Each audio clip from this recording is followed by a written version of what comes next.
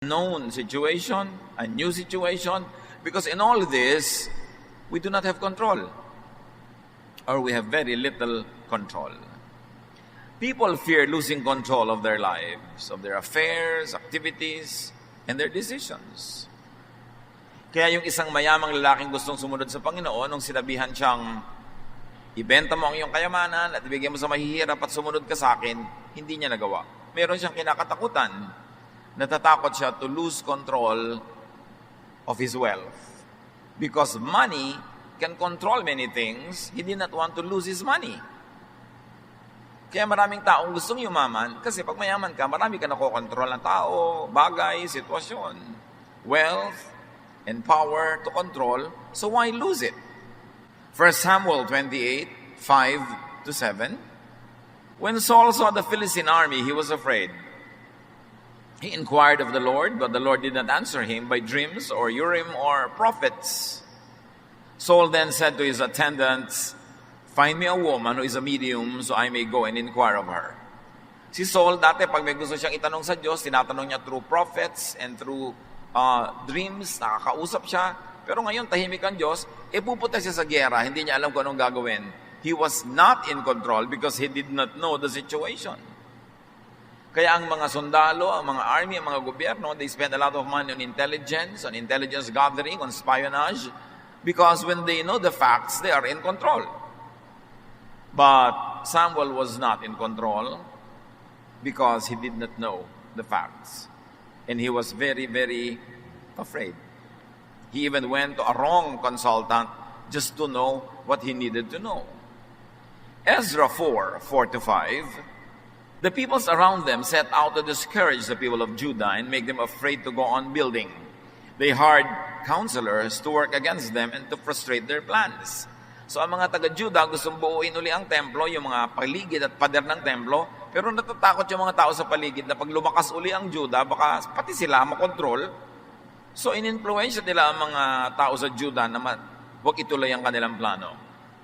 The people were given misinformation and false news, therefore discouragement, which was in effect a negative control. And the result, Ezra 4:24, thus the work of the house of God in Jerusalem came to a standstill.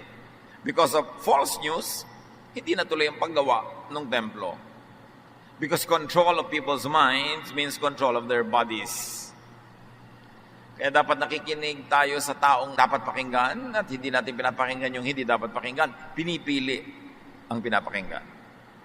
Oras na ang bulong, salita, diwa ng isang tao ay nakapasok sa iyong tenga, papasok sa iyong brain, at na-influence ka, susunod na yung katawan mo. Nakokontrol ng kapwa ang iyong katawan by controlling your mind, by controlling the information you get or the misinformation fed to you. Kaya nakakatakot makinig sa mga taong hindi reliable kasi baka ka mapahamak. Because they take control of you, not you controlling yourself. Matthew 2:1-3. When Jesus was born in the village of Bethlehem in Judea, Herod was king. When King Herod heard about this, he was worried, and so was everyone else in Jerusalem. King si Herod, may ipinanganak na King of Kings, si Jesus. At hindi niya alam kung ano mangyayari pag lumaki ang batang ito, ano mangyayari sa kanyang sariling trono, so natakot siya. Because to be king, you are in control. But when there is another contender to the throne, when there is another king, there's a threat. The result, Matthew 2:16, Herod gave orders for his men to kill all the boys who lived in or near Jerusalem. This is people fear losing control, so fear makes people do crazy things. Kuminsan, meron kang asawa, gusto mong kontrolin. And sometimes you can do crazy things para lang makontrol siya. Nagagawa mo sa boyfriend, sa girlfriend, pagkontrol sa anak, pagkontrol sa mga tauhan, pagkontrol sa mga kakilala. Marami kasing tao, hindi sila aware that because they fear so many things, they like to control everybody and everything para sila matahimik. Because they think that only when they put people under control can they be safe or can they be happy. But when we fear losing control or when we like to control too much, we can do many foolish things. That's why it is important for us to understand the dynamics of fear of losing control. Because sometimes the very effort at controlling gives a lot of backlash. Na ang balik nito, ang buwelta sa buhay mo, mas nakakatakot pa kaysa sa original mong kinakatakutan. People fear what and who they cannot control. Bakit natatakot ka sa isang asong ulol? Kasi hindi mo makokontrol, baka kakagatin. Pero bakit kinukutsi-kutsi mo pa yung asong cute na may ribbon na ngingiti-ngiti sa'yo? Kasi alam mo, under control, hindi threatening. Bakit natatakot ka pag may tao kang kasalubong na lasing at may hawak na barel? Kasi hindi mo siya under control. Under control siya ng alcohol. Kaya napakahalaga that God should be in control. Kasi pag kung sino-sino lang ang in control, nagkakagulo-gulo ang mundo. People are afraid of nature, of darkness. Maraming tao takot sa dilim kasi hindi mo alam kung ano yung nandun. May ahas ba? May tao ba? Mayroon bang danger? People are afraid even of nature. Natatakot ka sa lindol kasi hindi mo makontrol kung hanggang kailan ang uga, hanggang ano ang pwede niyang ugain. And people feel afraid. They are very afraid of the strong, especially if the strong is wicked. Natatakot tayo sa tubig. Maraming mga takot sa tubig kasi hindi mo nakokontrol yung tubig at pwede kang lumubog. Matthew 14:29-30, Peter got down out of the boat, walked on the water, and came toward Jesus. But when he saw the wind, he was afraid and beginning to sink, cried out, "Lord, save me." Una, natatakot sila kay Jesus, hindi nila kilala. Sabi nila, "It's a ghost." Pero sabi ni Jesus, "It is I, do not fear." So nawala yung fear nila kasi kilala na nila, alam na nila. Dahil takot tayo sa unknown. Pagkatapos, naglalakad ang Panginoon sa tubig. Gusto ni Pedro maglakad din sa tubig. Pinaglakad naman siya. Pero nung nalibang siya at napatingin sa mga hangin, again, the wind is mysterious, especially to ancient people. Natakot siya uli. And because of that, he lost the capacity to float. Lumubog siya. But the important lesson is, antidote to fear of what you cannot control is God or Jesus. Kaya yung mga nananalig sa Diyos, malalaki ang pananalig, nananalig kay Jesus, mas payapa. Kasi yung hindi nila kayang kontrolin, ipinagtitiwala nila sa Diyos. Mga bagay na hindi nila naiintindihan, ipinagtitiwala pa rin nila sa Diyos. Kaya, point to point, mas tahimik ang buhay ng nananalig sa Diyos. Kasi hindi siya nagjo-Diyos-Diyosan, hindi niya sinisikap na kontrolin at alamin ang lahat, ipinagtitiwala niya sa Diyos ang mga hindi niya kayang gawin at hindi niya kayang alamin. Ano ang relasyon ni Jesus and fear and control? Jesus is Son of God. All the powers of heaven were given to Him. That at the name of Jesus, in the name of Jesus, every knee will bow in heaven, on earth, and under the earth. But Jesus does not control people. Kaya si Jesus, hindi siya threatening eh. Hindi siya nakakatakot lapitan kasi hindi kanya kakagatin. Hindi siya nakakatakot sundan kasi hindi kanya aangkinin. Hindi siya nakakatakot pakinggan kasi hindi kanya kokontrolin. Pharisees do control people. Yung babae na natagpuan ng Panginoon sa tabi ng balon, sabi ni Lord, alam mo, meron akong pwede ibigay sa iyo na living water. Minsan lang kita bigyan, hindi ka na mauuhaw ulit. John 4:13-14, everyone who drinks this water will get thirsty again, meaning the water in the well. But no one who drinks the water I give will never be thirsty again. The water I give will become in that person a flowing fountain that gives eternal life. Ganun kabait si Jesus. Bibigyan niya yung babae ng living water na sasabihin niya, hindi mo na kailangang umigib uli. In fact, hindi mo na kailangang humingi ulit sa akin kasi babalong sa iyong kalooban ang tubig na ito. It will be like a spring inside of you. It will flow naturally to the point that this woman did not even have to go to Jesus again and again and again. Yun ang tunay na pag-ibig. Yung merong tao nangangailangan, imbes bigyan mo linggo-linggo, buwan-buwan, para sumunod sa iyo, Bibigyan mo na ng bangka, bibigyan mo ng net, tuturuan mo mga isda, at kahit hindi na siya pumalik-uli sa'yo, mabubuhay na siya. Very liberating kind of love. Pero kung gusto mong paasahin lang sa'yo, sweldohan mo na lang linggo-linggo, buwan-buwan, hindi yan lalayo. Pero pag binigyan mo ng kabuhayan, na pwede na siyang mabuhay ng wala ka, yun ang tunay na nakakapagpalayang pagmamahal at pagtulong. At ganoon ang style ni Jesus. Jesus provides self-sustaining satisfaction and power. There was no need to always come to Him. He liberates people that comes to Him. Hindi niya ine-enslave, hindi niya itinatali sa Kanya, hindi niya kinakawawa. Matthew 14:25-27, shortly before dawn, Jesus went out to them walking on the lake. When the disciples saw Him walking on the lake, they were terrified. "It's a ghost," they said, and cried out in fear. But Jesus immediately said to them, "Take courage, it is I, don't be afraid." Nasa kalagitnaan ng dagat sa madilim na hating gabi, nakasakay sa bangka na may malalakas na hangin, nakakatakot ang setting, tapos lumapit pa si Jesus naglalakad on water. Napagkamalan nilang multo. "It's a ghost," sabi nila.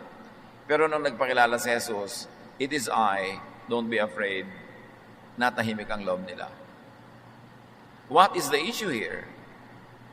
Knowledge of who it was, and generally knowledge of what it is, what it could be, means control. You can control what you know. You can control your reaction to what you know. And control means fearlessness, which means power. Kaya sinasabi nila, knowledge is power. Ang walang alam, ang madilim ang isip, ang mangmang, maraming takot. Kaya kahit na nag-aaral ka ng Bible, pero ang dami mong hindi alam ng mga blind corners, marami kang interpretation na hindi alam, maraming verses na hindi mo naiintindihan, kumisan ang nagiging bunga pa sa'yo, puro takot takot na takot ka. Mag-end of the world, takot na takot ka sa bawat lindol, takot na takot ka sa bawat kahit ano na lang. Ang naging bunga sa'yo ng half knowledge is fear. Because the other half of a one-half knowledge is ignorance. And a one-half wisdom is a one-whole nonsense. Kaya marami, pag hindi nag-aaral lang mabuti, lalo lang nagkakaroon ng fear. Lalo lang na naliligaw. Kaya dapat talaga mag-aaral na mag-aaral. Now, knowing ideas, knowing people, knowing Jesus, knowing about Jesus, knowing about the power and love of Jesus, sets people free and empowers. Ang tunay na pagkakakilala kay Jesus, nakakapagpalaya, hindi nakakapagpatali. Pagka si Jesus ay parang nakilala mo sa Biblia, sa mga kwento, sa mga aral, sa mga preaching and teaching, tapos ang nagiging bunga, natatali ka, nagagapos, lumilit ang mundo mo, kumikitid ang iyong isip, lumiliit ang mga options mo sa buhay, nababawasan ang iyong kasiyahan, ang iyong fulfillment, maling pagkakilala yon. Dahil ang tunay na pagkakilala kay Jesus, ang tunay na mabuting pagbabasa ng Biblia, pag-aaral ng mga bagay na espiritual, ang nagiging bunga, nawawala ang iyong mga fear at nagkakaroon ka ng kapayapaan, kasiyahan, katahimikan. Pero bakit ang dami nag-aaral ng Biblia? Puro na lamang takot sa end of the world ang laman ng utak. Takot na lamang pag tumingin sila sa katasa, nandun ang demonyo. Pag tumingin sila sa buhol-buhol na pansit, nandun si Satanas. Laging nakakakita ng mga takot, yung laging may mga worries, kung ano-ano, maling pagkakilala sa Diyos. Sabi ni Jesus, "It is I, do not be afraid." At dumakilala nila at nalaman nilang si Jesus yun, natahimik ang kanilang loob. Bakit pwede mo ipagkatiwala kay Jesus ang lahat? Because He died for us. Because He is the Son of God. Because He is the greatest of all power, the King of all kings. And when Jesus says, "My peace I leave with you, my peace I give to you," it means you can have peace by one, using your God-given ability to know what you can know so that you will have power to control a situation that is beneficial to you. But knowing Jesus also means trusting Him for everything else that you cannot know at the moment. You don't know, but God knows. And God loves you, and that God has a plan for you, and you can be at peace. Jesus gives people control over their lives, of their affairs, their activities, their decisions. Yung isang tao na tinirahan ng maraming demonyo ang kanyang katawan nung pinalaya ni Jesus, Sabi ng tao, susunod na lang po at sasama ako sa inyo. Kasi ganun yun eh. Pag ikaw'y alipin, binili kita, pinalaya kita, sa kanya, hindi ka na alipin, pero alipin na kita. Lumipat ka lang ng amo. So yung taong tinirhan ng masasamang espiritu, naalipin siya ng mga demonyo, ngayon pinalaya siya ni Jesus, feeling niya, duty niya na sumunod kay Jesus. Sabi niya, sasama na lang po ako sa inyo. Total, pinalaya niyo ako. Mark 5:18-19. When Jesus was getting into the boat, the man begged to go with him, but Jesus would not let him. Instead, he said, go home to your family and tell them how much the Lord has done for you and how good He has been to you. Hindi inalipin ni Jesus, hindi niya pinasunod sa kanya. Jesus did not exploit the man's excitement and faith in Him. Because Jesus set people free from control of demons, from control of the Jewish law, from control of the teachers of the law, from control of the Pharisees. At para kay Jesus, ang pagtanggal sa iyong fear, tanggalin ang mga kumokontrol sa iyo, liban sa Espiritu ng Diyos, na kusa mo namang sinusunod at hindi nagpipilit na sundin mo siya. Pero kabaligtaran ang ginagawa ng maraming religious leaders and religions, oras na naging member ka nila, kokontrolin ka na. Yun ang ginagawa ng mga Pharisees. Yun ang ginagawa ng mga teachers of the law. They control people's lives. Kaliit-liit ang butil ng buhay ng tao everyday, under their control. Kailan magtatrabaho, kailan di magtatrabaho, anong kakainin, anong hindi kakainin, anong isusuot, anong hindi isusuot, kanino makikisalamuha, sinong papakasalan. Under control lahat, parang robot ang mga tao. That's why Jesus taught the people of His time to be free from the laws of Moses, from the law of Israel even, except the laws that were loving and kind and merciful. Kaya yung pagkakaalipin ng mga tao sa Sabat, na wala ka nang pwede magawa sa Sabat, pinalaya niya, at then to very, very strongly demonstrate that, ginawa niya ang mga mahahalaga niyang hiwala, Sabat pa, kung kailan bawal magtrabaho. Yung mga kinakain ng taong kinokontrol lahat ng mga pare, sabi niya, it's not important what gets into the mouth, what gets out of it. Pinalaya niya yung mga tao sa kanilang pagiging obligado na maging malupit sa nagkakasala dahil inuutos ang batas ni Moses, papatayin nila, babatuhin nila hanggang mamatay nagkakasala. Pero si Lord, ipinakita niya na pwedeng hindi mo batuhin. Ang totoo, the people were obligated by law to stone this adulterous woman to death. Parang may kasalanan na sila pag hindi nila binato. Pero, sabi ni Jesus, sino man ang walang kasalanan, siya na yung mambato. And that set even those people free from having to stone the woman because they know may kasalanan din sila, therefore they were not qualified. Ibang-iba si Jesus, nagpapalaya. Kabaligtaran ng karamihan sa mga religious practices na nagkokontrol ng lahat-lahat. Kaya tuloy takot ka sa pastor, takot ka sa iyong Bible study leader, takot ka sa iyong choir director, kasi puro bawal at puro mga kalupitan. Pero hindi ganun. Dapat matapat ka sa ginagawa mong ministry, matapat ka sa pagkanta, sa pagtugtog. Hindi dahil natatakot ka sa kapwa mo tao, kundi dahil mahal mo ang Diyos, na pinaglilingkuran mo, na alam mo pag nagawa mo ng mabuti ang iyong ministry, maraming makikinabang, matututo, magigising, magkakaroon ng kaliwanagan, and God is glorified and people are helped. That's why you are faithful to your ministry, not because of fear. Matapat ka sa iyong asawa, hindi dahil lang takot ka mabisto, dahil mahal mo ang Diyos at dahil inutos ng Diyos na mahalin mo ang iyong kapwa, minamahal mo ang iyong asawa, ang kanyang dangal, ang kanyang reputasyon, ang kanyang emotion, ang kanyang feelings, kaya nananatili kang matapat. Hindi sa takot, but because of love. Hindi ka gumagawa ng mabuti because you're under control or compulsion, but because it is your free will now to do what is good. Sabi, use your freedom to serve one another. Hindi ko mo free ka na, baliwala na sa iyo tao, baliwala na sa iyo yung duty mo. No, all the more that you become faithful, all the more that you become a better person because you are free. And now it is your choice to do good. You are not compelled by the law to do good. In being powerful yet not controlling people, Jesus takes people's fears away. Inaalis niya yung takot ng mga tao. Kahit nung bumagyo, pinatahimik niya ang bagyo.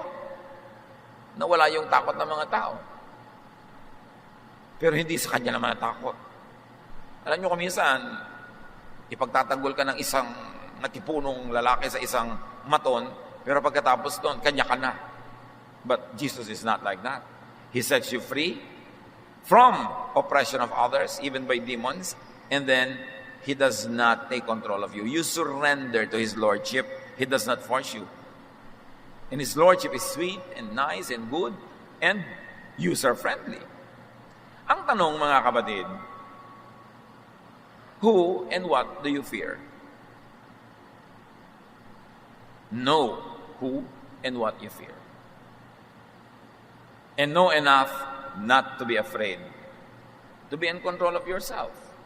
Yung mga ibang tao natatakot magpa-medical check-up kasi hindi nila alam kung ano magiging result.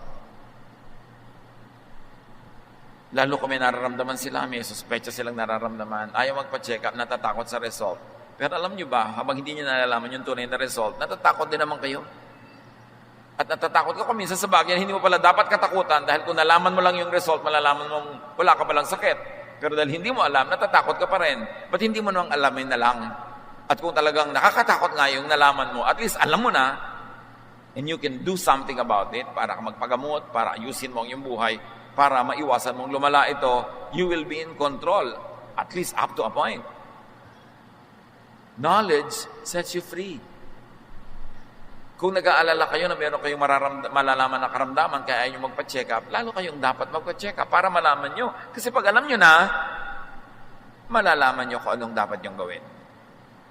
Ang pinakamalungkot sa lahat ay yung natatakot ka na malaman mo ang isang bagay na pag nalaman mo pala, hindi naman nakakatakot. Dapat inalam mo na lang agad para natanggal na yung takot mo.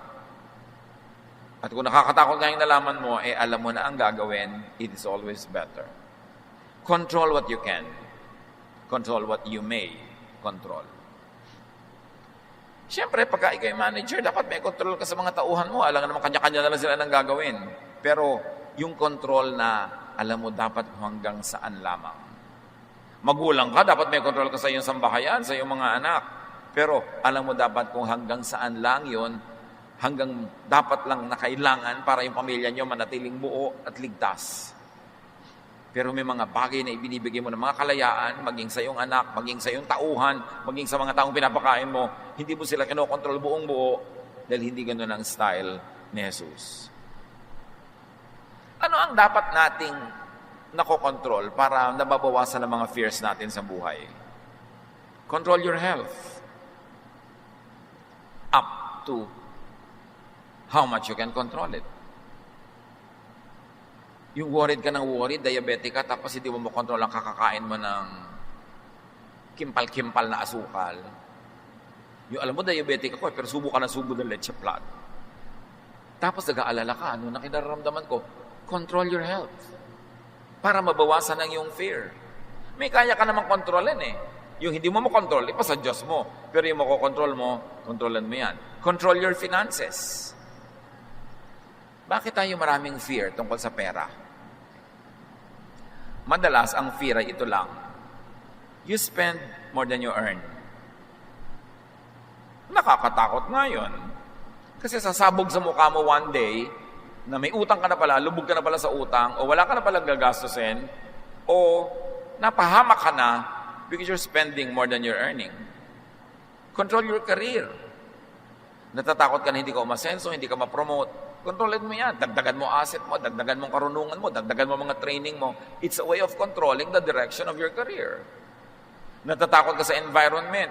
Control your environment. Tumigil-tigil ka ng katatapon ng plastic kung saan-saan. Tumigil-tigil ka ng sobrang consumption ng mga disposables. Tumigil-tigil ka ng pagpulyot sa hangin, ng pagsira sa kalikasan, para huwag kang matakot na balikan ka ng kalikasan one of these days. In other words, what do you fear? You have to have more knowledge, which means more control. And more control means less weakness, less fear. So control what you must. Not other people, control yourself. So that you will not be afraid of what you could be doing. Put yourself under your own control. What you cannot control, give and lift up to God. Paano mo makokontrol ang grade mo, estudyante? Natatakot ka, baka ka bumagsak pagka binigay na yung grades. Every day, control your attendance sa school. Control the submission of your homework and other requirements. Control your review time, your study time. Makokontrol mo ang grade mo. Pero yung wala kang ginagawang pagkocontrol doon, you will be under the mercy of whatever grade is given you, then you have a lot of fears. Marami tayong dapat kinokontrol. Because God is God of order. And order means you control. Pero ang control natin, kuminsan, ginagamit natin to control people, their emotion, we manipulate them, we control their activities to suit our taste. Hindi yon. Ang kontrolin mo, sarili. At pag inayos mo yung sarili mo, susunod ang buong environment, naaayos din. Up to a point. Up to a great point. And when afraid or feeling weak, remember God. Because when you are not in control, God is. What you cannot control, God can. Matthew 14:29, then Peter got down out of the boat, walked on the water, and came toward Jesus. Because his knowledge of Jesus enabled him to surmount even physical realities and difficulties. Ang ganda ng symbolism ng kwento. Na sa mga naniniwala, wala imposible. Pag naniniwala ka na pwede ka maging honor student, hindi yun imposible mangyari. Kasi yung paniniwala mo will guide your everyday activities hanggang naging weekly, naging monthly, naging buong semester na yung activity mo, ang ending, naging honor student ka. Kailangan may pananalig. Kaya importante yung pananalig. Huwag niyong tinatanggalan ng tao ng pananalig. Liba dalag nananalig siya sa sobrang mali. Kasi yung pananalig energizes us. Naniniwala yung tao halimbawa sa isang doktor na magaling yung doktor, huwag mong siraan yung doktor sa kanya dahil pag nawalan siya ng pananalig, mawawalan din ng bisa yung paggagamot sa kanya ng doktor na yun. Gagamutin mo ba siya? Nananalig ba siya sa'yo? Kuminsan, we are in a religious and a spiritual journey na nasa gitna pa lang tayo, wala pa tayo sa dulo, hindi pa natin talaga alam ang lahat, hindi pa natin nasusukat ang lahat. Tapos yung ibang tao, guguluhin mo agad ang pananalig nila para masabi mo lang na may konti kang alam. Pag ginulo mo ba yung pananalig nila, may ipapalit kang iba na kasing tibay o mas matibay? Because one of the unkindest things that you can do to people is to shake their faith and not replace that with a stronger and a better one. Pag wala nang inaasahan, pag walang pinapaniwalaan, mas nawawalan ng direksyon ng tao sa buhay niya. Kaya importante na may pananalig, lalo sa mga talagang napatunayan ng mabubuting bagay. Jesus and faith empowers people to conquer fears, to transcend limits, and to achieve great feats, great projects, to do great things. Jesus, our faith in Jesus, can empower us to conquer our fears. What are your fears? Ilapit sa Panginoon. Tulad nga ng binanggit natin, kung makakatulong sa inyo na mag-aral, magsanay, para hindi kayo natatakot. Natatakot ka magbaneho dahil hindi ka sanay? Magsanay ka na magsanay para matanggal yung takot mo. Pero hindi matatanggal kung lagi kang iiwas sa kinakatakutan mo. Kailangan magapi ang kinakatakutan. Yung iba natatakot magsalita in public, subukan mo ng subukan hanggang masanay ka. Natatakot yung iba na magsabi ng tulay nilang niloloob. So buong buhay, kinikimkim na lang niloloob nila. Nagiging slave sila ng iba. Kung ano ipagawa sa kanila, gagawin nila kasi hindi sila makatanggi. Kahit natatakot ka magsalita. Ano mga kinakatakutan natin? Kailangan natin yun na malampasan. Pag hindi mo kinontrol ang sarili mo, kokontrolin ka ng iba. Pag hindi mo kinontrol ang mga gagawin mo, nagpasya ka itong gagawin ko, kokontrolin ko environment ko para ko magawa. Pag hindi ka nanindigan, iba ang kokontrol sa'yo. Kung saan ka pupunta? Diyan lang. Halika, sumama ka sa akin. Ayaw mo kasi. Halika na. O sige na nga. Nakontrol ka na. Kasi hindi mo kinokontrol ang sarili mo. Yung peer pressure sa mga kabataan, nagpapakontrol sila sa iba. Kasi wala silang paninindigan. Dapat kokontrolin natin ang sarili para hindi tayo kokontrolin ng iba. 1 John 4:4, you belong to God. God's Spirit is in you and is more powerful than the one that is in the world. Pag buhay na buhay, masiglang-masiglang espiritu ng Diyos sa ating puso, wala tayong kakatakutan.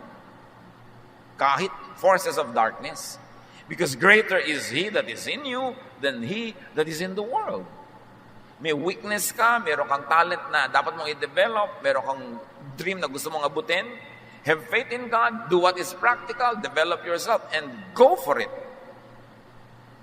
Take control of your life para hindi ka masyadong natatakot sa iba. 2 Timothy 1:7, for the Spirit God gave us does not make us timid, but gives us power, love, and self-discipline. Ang Espiritu ng Diyos, kumikilos para hindi tayo gawing mahiyain o kimi o dungo. Pagka dudungo-dungo ka, kikimi-kimi ka, babatok-batukan ka ng lahat. Aakay-akayin ka, itutulak-tulak ka. Sabi, hindi ganyan ang Espiritu ng Diyos. Matapang, pero hindi gumagawa ng masama. Naninindigan sa tama, hindi laging nakikisama, kung ang pakikisama ay magiging pakikisama.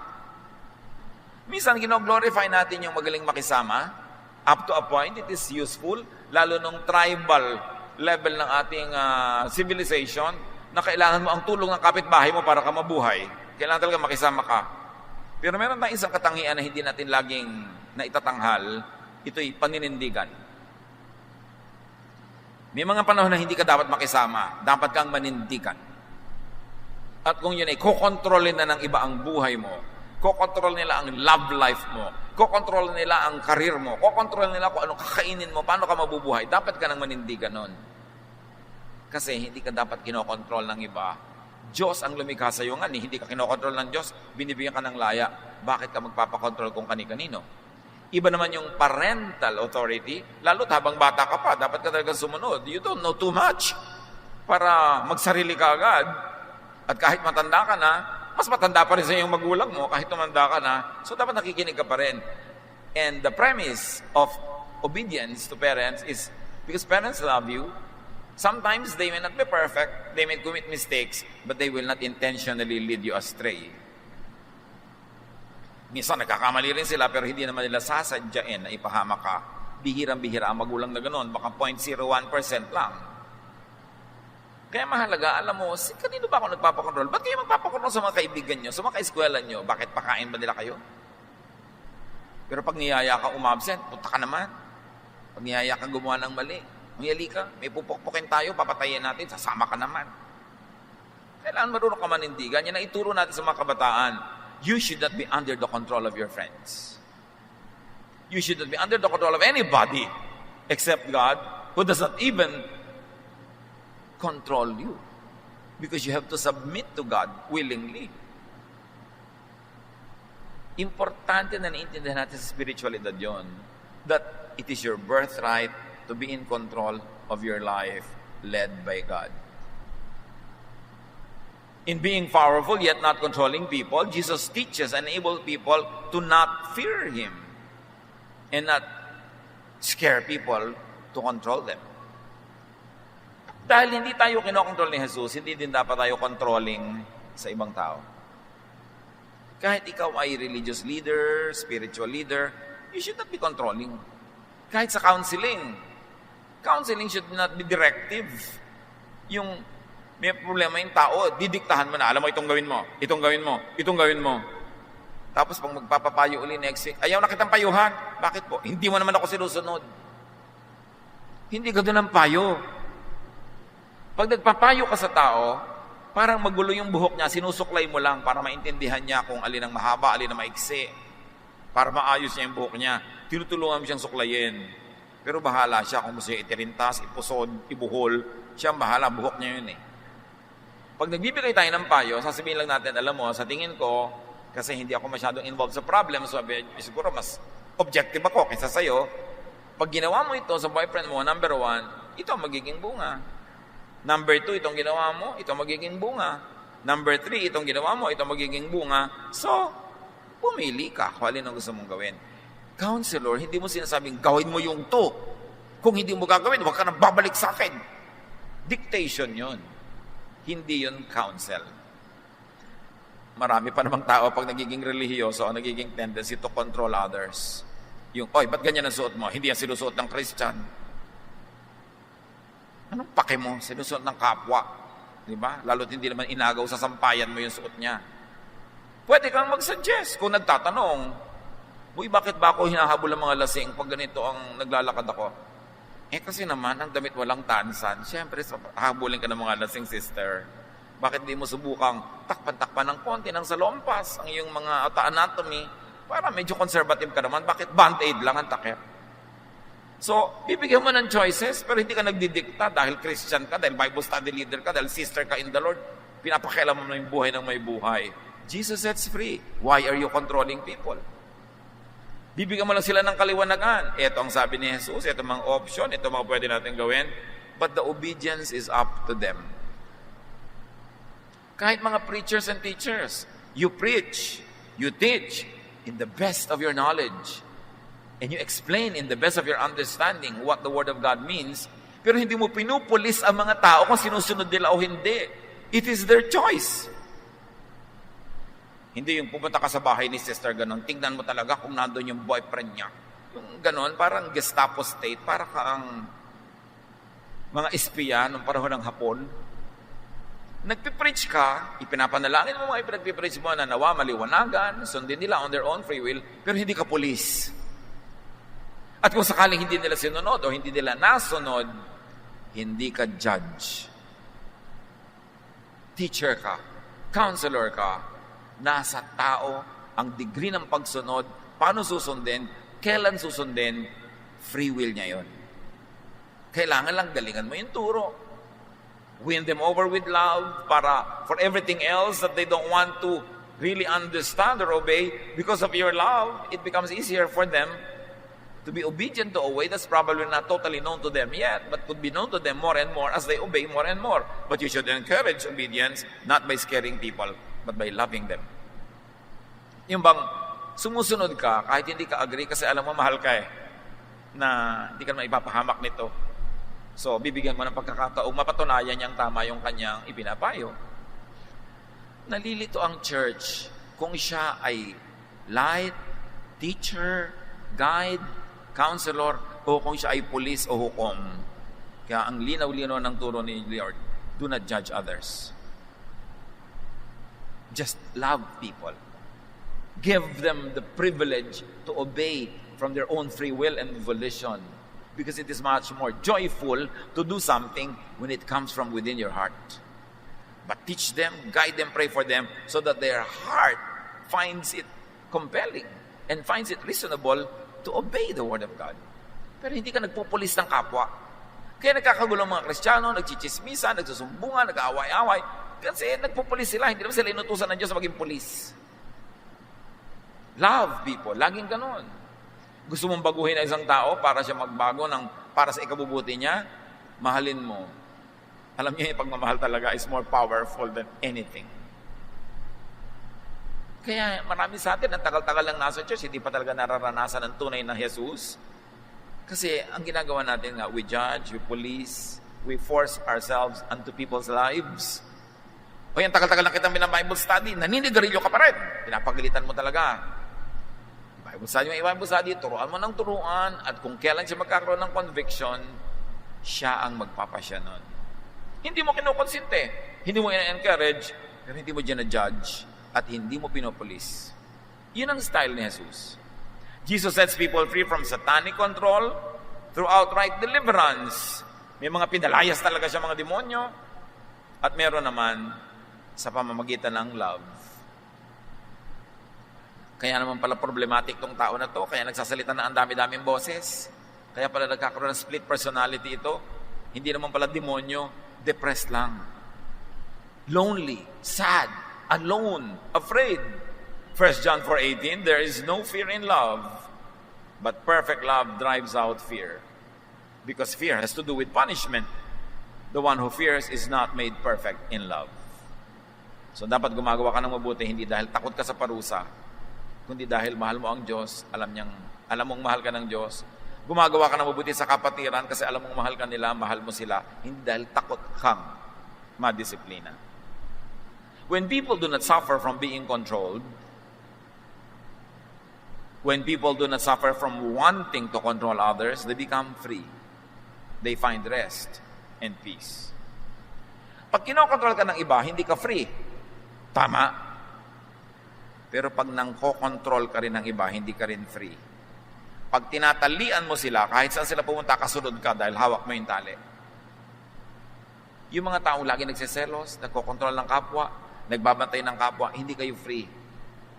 Kasi, dapat kayong matulog, hindi kayo makatulog, nagmamanman kayo. Dapat kayong mapahinga, hindi kayo nagpapahinga. Dahil may kayong iniisip, gusto nila silang kontrolin. Pati ang mga mangyayari, kokontrolin nyo kung sino makakasama niya, hindi nyo makakasama. Para kayong engineer, script writer, director ng pelikula, dinidirect nyo lahat ng tao sa inyong paligid. Nakakapagod yun. Hindi kayo mapapahinga. Kaya kung meron kayong loved one, meron kayong papa na kailangan nyo pang bantayan, pawalan nyo na lang. Kasi yung dapat bantayan, pag hindi kayo nakatingin, magwawala din yun. Hayaan nyo siya. Kaya nga sabi, if you love something, set it free. If it comes back, it is yours. If it doesn't come back, it never was yours. Kaya kung meron ka diyang loved one na nandyan lang dahil nakabantay, marino ka, it's not worth it. Pawalan yun, nakakapagod yun. Dapat hindi ka habol ng habol. Dapat, kusa siyang pumupunta sa'yo. Mapapahinga ka. Doon ka lang mapapahinga pag hindi ka nang kokontrol ng iba. Yung kailangan mo pang kunin yung SIM card niya, yung kanyang password, tapos para kang detective na nakabantay sa lahat ng mga post niya, nagla-like sa kanya, may 100 siyang friend, lahat tinitingnan nyo, minamanmanan nyo. Hindi kayo free nun. It's not worth the relationship. It's not worth it. Na napapagod kayo, napupugayat kayo ng kababantay, kapipigil. No. Hindi yung style ni Jesus. You don't become free that way. John 14:27, peace I live with you, my peace I give to you. I do not give to you as the world gives. Do not let your hearts be troubled and do not be afraid. So you see, ang peace nandun lang sa setting people free and being free yourself. Yung kailangan mong hulihin, bantayan, itali, ikulong is not worth it. Huwag na lang. Get freed from your personal demons. Marami tayong mga takot, marami tayong mga fear, only because we like to control. Let go. Relax. Yung mga sobrang nagpapasikat, yung merong kang birthday, gusto mo perfect na perfect ang lahat kasi magpapa-impress ka sa lahat ng bisita, nakakapagod yun. Yung babayad ka pa ng mga sikat para umaten, para mapag-usap ang may sikat na umaten sa iyong event, wag na lang. Kung sino talagang willing pumunta para hindi ka pagod. Importante yun. What is freedom and choice to control personal life? Give people choices. Give people freedom. Nakakapagod yung binabantayan, nakakapagod din ang magbantay. Dapat, pahinga ka. Kung ayaw niya sa'yo, huwag mong pilitin. Pag lumuwag-luwag yung tali mo, aalis din yun. So ngayon na, kaysa bukas, iiwan ka pa rin pala next week. Di ngayon na, para mag-start ka na makamove on.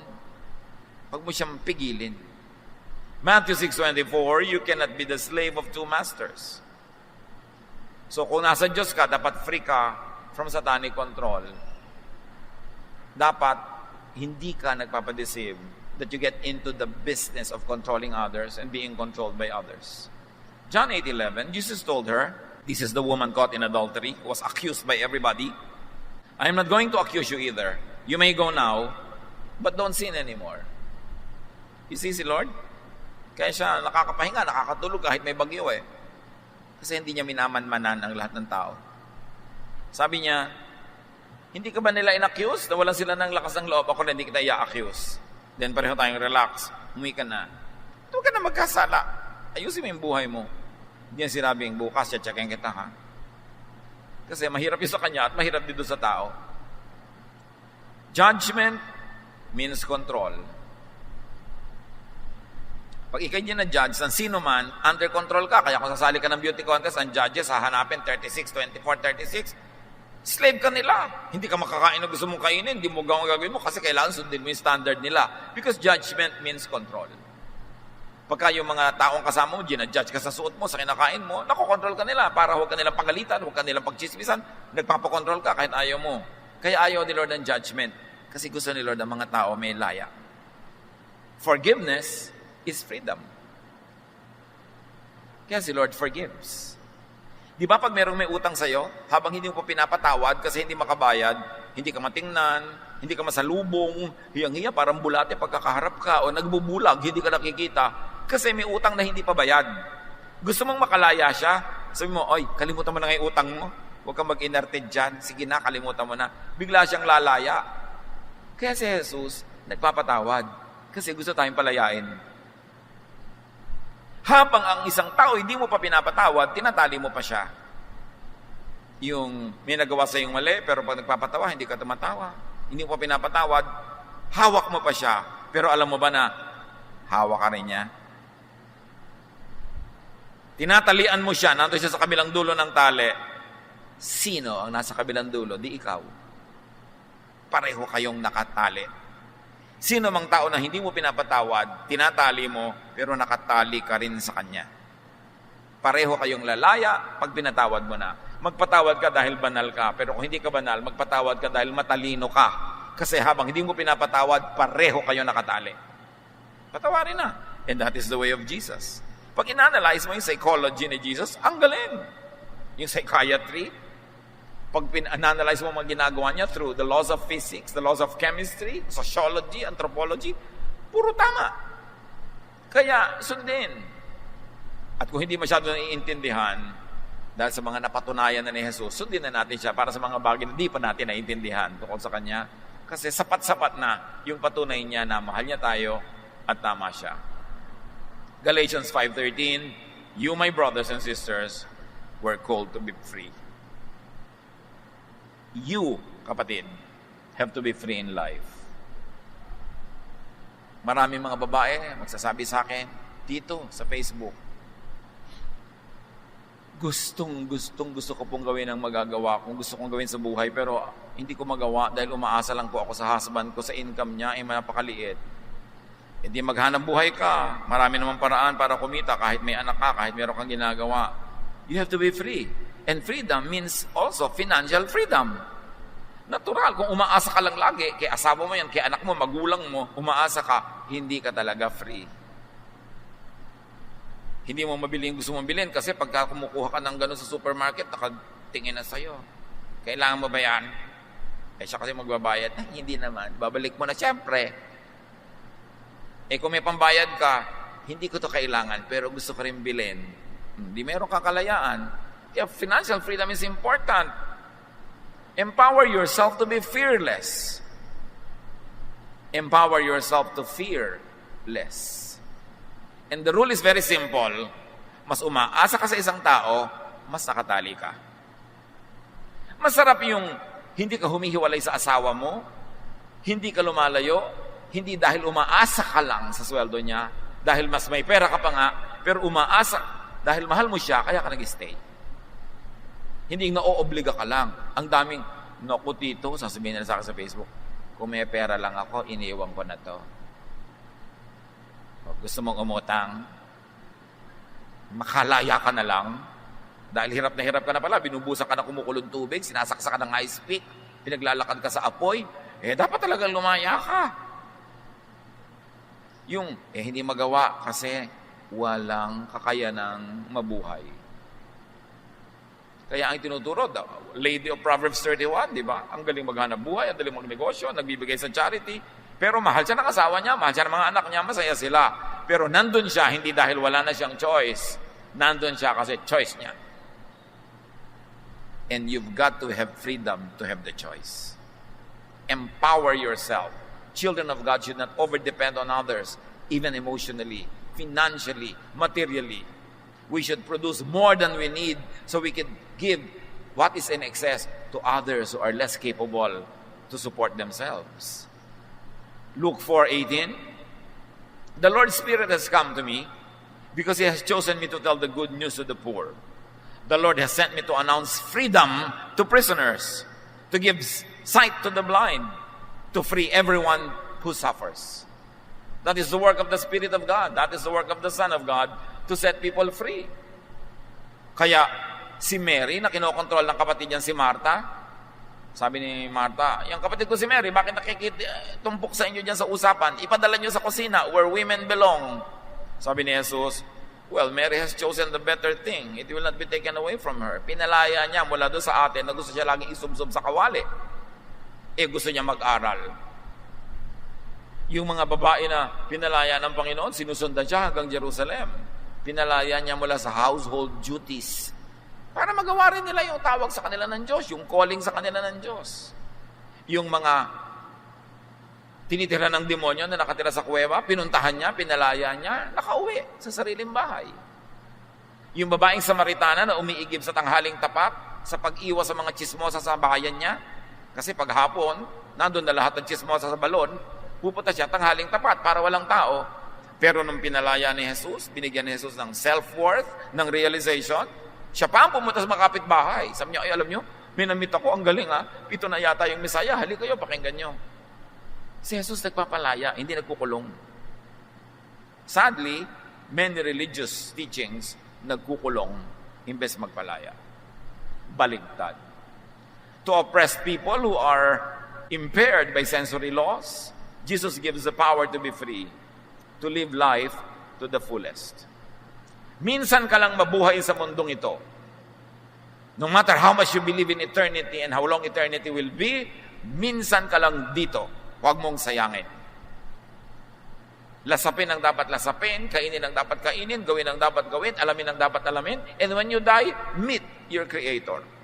But while you're still here, don't waste your time. Don't waste your life in slavery. You have to be free. Ano man ang kahulugan sa inyo ng freedom na yon, kayo ang mag-isip. Ano man ang tumatali, pumipigil sa inyo na maging kung ano talaga ang tawag sa inyo ng Diyos, kayo ay maging kayo, ano man yon, you have to be free. Hindi kayo nilikha ng Diyos para maging alipin o ari-arian ng sino man o ano man. This freedom, this is self-control, and this is the good news of the gospel. Ano ba ang number one na tumatali sa mga Israelita? The laws of Moses, the laws of Judaism, the laws of Israel. Doon pinalaya. Sabi niya, hay, kalimutan niyo lahat ng command. Isang command na lang ibibigay ko sa inyo. Ito yung tanong niya sa utak niyo. Love.